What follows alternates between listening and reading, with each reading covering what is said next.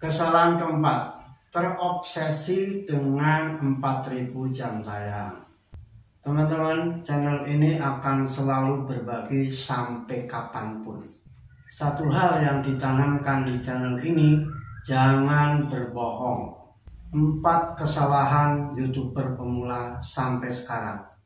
Pertama, masih belum yakin prioritas kuantitas atau kualitas. Apabila memiliki banyak waktu, uploadlah sesering mungkin. Bisa seminggu 2 kali, seminggu 3 kali, dan seterusnya. Ketika kuantitas dilakukan, pasti ada 2 sisi konsekuensi.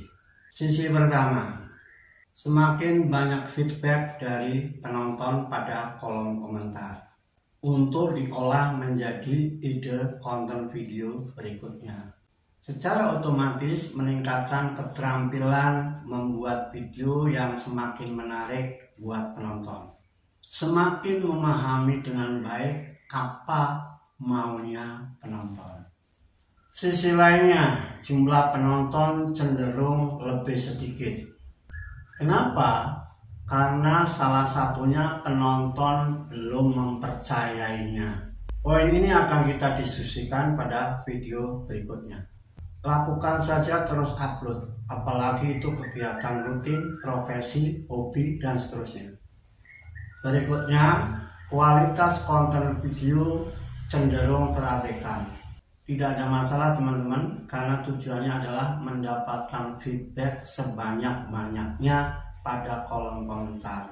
Untuk mendapatkan feedback dengan tepat, jangan hanya mengacu kepada yang tersurat, digali juga yang tersirat. Hal ini penting untuk mengerucutkan apa kemauan penonton video kita. Sisi positif daripada melakukan kuantitas, semakin banyak mendapatkan feedback, semakin sering mengasah keterampilan, semakin memahami kemauan penonton. 3 poin. 3 poin tersebut akan membentuk pola kerja teman-teman menuju kepada kualitas. Bahkan bisa saja keduanya dilakukan bersama-sama, baik kuantitas maupun kualitas. Ketika keduanya tercapai dengan baik, sesuai harapan, sesuai rencana, bisa lanjut kepada membuat video yang panjang, di atas 10 menit, di atas 20 menit, di atas 30 menit, dan seterusnya. Jadi lakukan kuantitas sebelum kualitas, dengan tetap menghindari asal upload. Kesalahan yang kedua, terobsesi dengan masalah jumlah penonton. Belum perlu video ditonton oleh penonton sebanyak 1 stadion. Cukup ditonton oleh penonton yang sebenarnya, penonton setia. Ketika kita sedih, kecewa, karena membuat konten video itu bukan pekerjaan mudah, makan waktu, perjuangan, dan seterusnya, tapi ditonton oleh sedikit orang. Itu bagian dari tahapan proses untuk kita menjadi YouTuber sejati jangka panjang. Kesimpulannya, lakukan kuantitas dengan upload, namun bukan asal upload. Kenapa saya menyarankan seperti itu? Begini teman-teman, pengalaman yang pernah saya alami, dan ini real pengalaman, bisa di cross check bila mana perlu. Ketika saya mengajak warga untuk gotong royong apapun di kampung, memerlukan tahapan-tahapan tertentu. Tidak serta-merta seluruh warga berkumpul dan melaksanakan gotong royong dengan sukarela. Tidak seperti itu. Singkat kata, ternyata warga minta dipahami terlebih dahulu.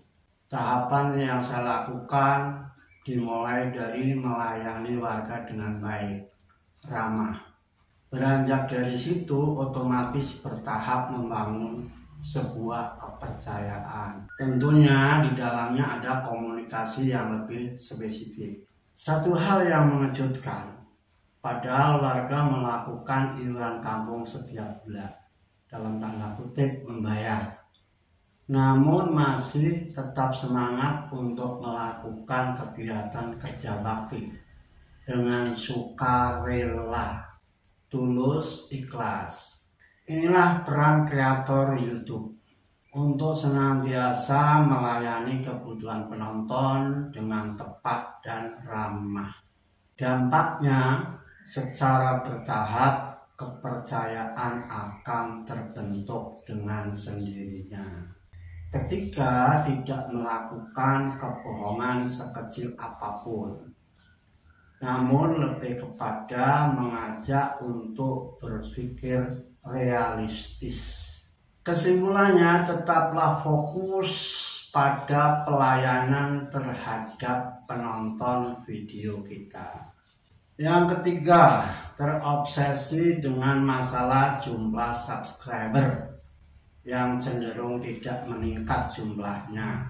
Teman-teman, sebaiknya peningkatan jumlah subscriber itu secara alami. Sebab hal ini terkait dengan masalah algoritma YouTube. Berikut ulasannya. Kita mulai dari diri kita sendiri. Hindari membuang waktu, karena ke depan perjalanan masih panjang.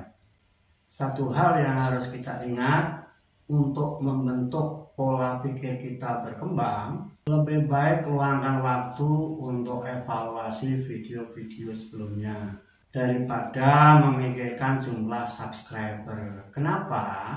Karena subscriber itu tidak bisa dipaksa.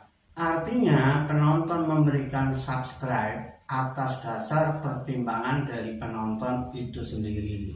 Ketika telah memahami tema channel sendiri dengan baik, saya jamin otomatis subscriber akan bertumbuh secara alami. Kenapa? Karena algoritma YouTube terbentuk dari kumpulan minat penonton. Seberapa sering dan seberapa lama mereka menonton video kita, dan seterusnya. Ketika saling subscribe telah terpenuhi, pasti akan cenderung melakukan untuk mendapatkan subscriber baru. Pertanyaannya adalah, lalu siapa yang menonton video kita ke depannya? Siapa yang menonton video kita selanjutnya? Dari kebiasaan tersebut, algoritma bingung siapa sebenarnya penonton video channel ini. Karena algoritma YouTube mencatat kebiasaan penonton. Ketika video direkomendasikan kepada penonton yang berasal dari saling subscribe, tentu itu salah sasaran. Jadi bukan masalah benar, bukan masalah baik buruk, namun lebih kepada dampaknya terhadap algoritma YouTube. Kesalahan keempat, terobsesi dengan 4.000 jam tayang. Ketika teman-teman ingin menjadi YouTuber dalam jangka panjang, dimulai dari lepaskan obsesi 4.000 jam tayang dan 1.000 subscriber. Kenapa? Karena hal itu berpotensi membentuk kebiasaan yang pada akhirnya merugikan diri sendiri dan orang lain. Antara lain, menjauh dari kreativitas yang ada pada diri kita sendiri. Semakin menjauh dari strategi yang tepat, berpotensi membentuk mental anti berjuang. Di YouTube tidak ada semuanya serba singkat, apalagi faktor keberuntungan. Kalau toh ada yang sukses jangka pendek, seberapa yang sukses seperti itu? Kemudian kita lihat kembali, tentu memiliki kekuatan di atas rata-rata, memiliki pengetahuan lainnya, atau seseorang yang terkenal, artis, aktor, pejabat, atau bisa juga itu untuk channel yang kesekian kalinya, artinya sebelumnya telah memiliki pengalaman-pengalaman di channel-channel sebelumnya. Teman-teman, lebih baik lakukan berpikir lebih realistis, belajar perencanaan, konsep, editing, dan seterusnya. Satu hal yang menjadi kita cenderung putus asa karena selalu terbelenggu oleh keinginan, oleh emosional yang ingin cepat dimonetisasi. Padahal paham bahwa monetisasi bukan tujuan akhir. Semangat berkarya, sukses bersama.